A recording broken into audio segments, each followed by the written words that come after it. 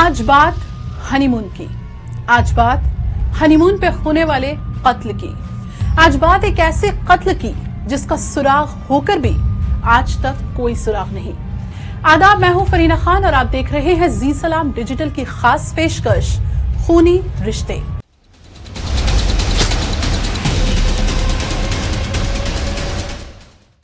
और आज बात एनी दीवानी के कत्ल की। शादी के 2 हफ्ते भी नहीं हुए थे। दिन था 13 नवंबर और साल था 2010। एनी दीवानी और श्रेयन दीवानी अपनी जिंदगी के सबसे खूबसूरत सफर हनीमून पर केप टाउन में थे। एक इत्तेफाक, श्रेयन दीवानी हिंदुस्तानी मूल के ब्रिटिश शहरी थे और एनी दीवानी हिंदुस्तानी मूल की स्वीडिश शहरी थी। एक ब्रिटेन और एक स्वीडिश की शादी बड़ी धूमधाम से हुई और हनीमून के लिए साउथ अफ्रीका जाने का फैसला हुआ। शादी के करीब हफ्ते भर के बाद हनीमून के लिए साउथ अफ्रीका पहुंचते हैं। रात का पहर था, एक आलीशान कैफे था और एक रोमांटिक डिनर था। डिनर पर दोनों के बीच कुछ अनबन होती है। दरअसल एनी को लगता है कि उनके शौहर श्रेयन का ध्यान कहीं और है। डिनर के बाद कमरे पर लौटते हैं। खामोश रात थी। कमरे में दोनों अकेले थे। एनी सोने की तैयारी कर रही होती हैं। तभी पीछे से आवाज आती है, एनी तुम इंतजार करो, मुझे जरा किसी से मुलाकात करनी है, मैं अभी आता हूं। हनीमून पर एक कपल और रात का ये पहर और खामोशी को चीरती इस आवाज ने एनी को मुश्किल में डाल दिया। इससे पहले भी बीच बीच में श्रेयन का गायब होना, मोबाइल पर किसी से बातें करना और अब आधी रात को किसी से मुलाकात के लिए जाना। एनी समझ नहीं पा रही थी कि आखिर हो क्या रहा है। एनी के मन में अब तक शक घर कर चुका था। जैसे ही दीवानी होटल से बाहर निकलता है, एनी पीछे पीछे निकल जाती है। देखती क्या है कि एनी के शौहर श्रेयन से कोई मिलने आया है। वो दोनों गले लग रहे हैं, एक दूसरे को चूम रहे हैं। पल भर में ही एनी को सब कुछ समझ आ गया और एनी गुस्से पर काबू नहीं कर पाती।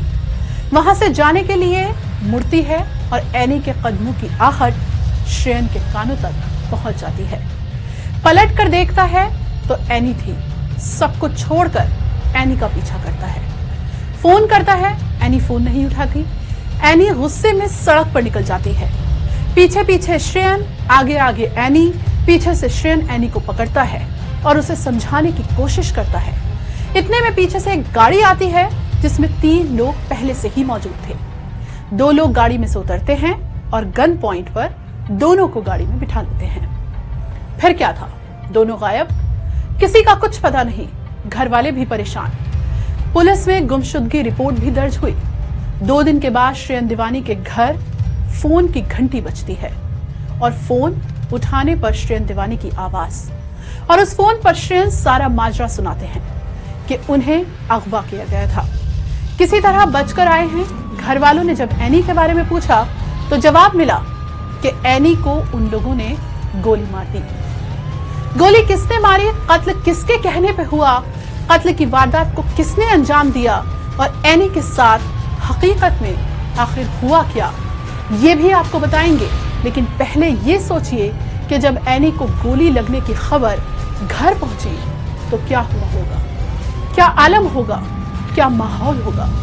क्योंकि कुछ ही देर में एनी के घर पर इत्तला पहुंची। बस फिर क्या था, रिपोर्ट दर्ज हुई, सीसीटीवी खंगाले गए। अगवा और कत्ल के इल्जाम में पुलिस ने 3 लोगों को गिरफ्तार किया। उन्होंने अपना जुर्म कबूल किया। पूछताछ में ही इस बात का इंकशाफ हुआ कि श्रेयन दीवानी ने एनी को रास्ते से हटाने के लिए तीनों को हायर किया था और इसी के साथ ही अरबपति श्रेयन दीवानी को कत्ल की सुपारी देने के लिए मुलजिम बनाया गया। और फिर ब्रिटेन से श्रेयन दीवानी को साउथ अफ्रीका डिपोर्ट किया जाता है। बस फिर क्या था, तारीख पे तारीख, दलील पे दलील, गवाह और सबूत पेश हुए। नतीजा क्या हुआ, गोली चलाने वाले को उम्र कैद की सजा सुनाई गई। एक को 25 साल की सजा, दूसरे को 18 साल की सजा हुई। इस बीच एनी के घर वाले ये जरूर जानना चाहते थे कि जब एक दूसरे की मंजूरी के साथ, मंजूरी के बाद शादी हुई तो ऐसा क्या हुआ कि शादी के 2 हफ्ते के अंदर कत्ल हो गया। कोर्ट में जब तक केस चलता रहा, श्रेयन तीनों को पहचानने से और कत्ल की सुपारी देने से इनकार करता रहा और पुलिस तहकीकात में भी कातिल और श्रेयन के दरमियान कोई ताल्लुक नहीं निकल पाया। फिर एक ट्विस्ट आता है। होटल से निकलते वक्त सीसीटीवी में दोनों के झगड़े की तस्वीरें कैद थी। तमाम कोशिशों काविश के बाद झगड़े की वजह पर श्रेयन ने अदालत को बताया कि वो गे है और एनी ने उन्हें आपत्तिजनक हालत में एक लड़के के साथ देख लिया था और आगे की कहानी की तभी अगवा हो गए। तब पूछा गया कि कैफे में सीसीटीवी में भी झगड़े की तस्वीर कैद है। वजह पूछने पर श्रेयन ने बताया कि दरअसल कैफे में जो कपल बैठा था उसमें एक ब्राजीलियन नेशनल फोटोग्राफर था जो श्रेयन का पुराना दोस्त था। वो उसी से मुलाकात करना चाहता था। तभी एनी ने देख लिया। 2014 में साउथ अफ्रीका की अदालत ने सबूत न मिलने पर श्रेयन को बाइज्जत बरी कर दिया। फैसले पर कई उंगलियां भी उठी। श्रेयन वापस ब्रिटेन पहुंचते हैं। 2017 में सोशल मीडिया पर श्रेयन कुछ फोटो पोस्ट करता है और इसी पोस्ट में श्रेयन ने अपने गे होने के राज से भी पर्दा उठाया और तब एनी के घर वालों को ये अंदाजा हुआ कि एनी का कत्ल क्यों हुआ। एक बेहद रोमांटिक जिंदगी का दर्दनाक खात्मा हुआ।